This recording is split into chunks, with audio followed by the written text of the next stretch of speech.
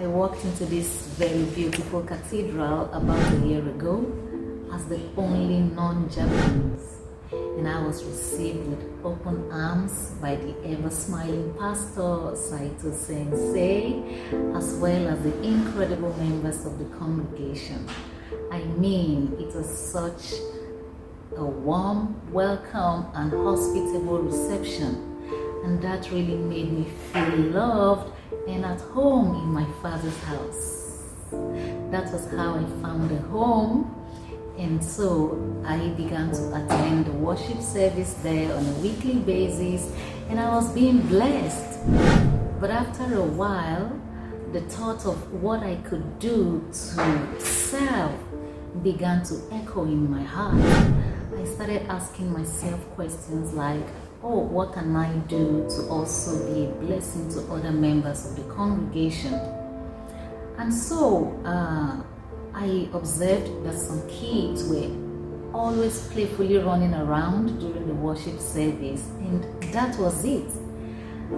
I felt a very strong nudge in my spirit to commence gathering the children and teach them short Bible stories, Christian songs, games, as well as simple English. As they were pretty young Japanese kids, I felt that it would be a very good opportunity for them to learn simple English. Great idea, right? But guess what? I procrastinated. I began to ask myself questions like, what if the pastor said no? What if the parents of the kids are not interested? And even if they were, what about the materials and resources to, carry out the task? These thoughts lingered in my heart for a very long time. However, I got talking with my husband, of course, whom I had earlier shared my plans with. Now here is the first valuable lesson that I learned. Always share your dreams or your plans with someone, especially someone of like mind, someone whose opinion you really hold dearly, or someone who you really look up to, somebody you respect so much. His simple words of encouragement on that day actually spurred me to the much needed action. I got to church the very next Sunday, spoke to my translator about it, Tomoko-san, and then she met with the pastor, and you wouldn't believe the outcome. It was as though the stage was already set, and all I needed to do was just to make that move. The pastor supported. It was a welcome idea.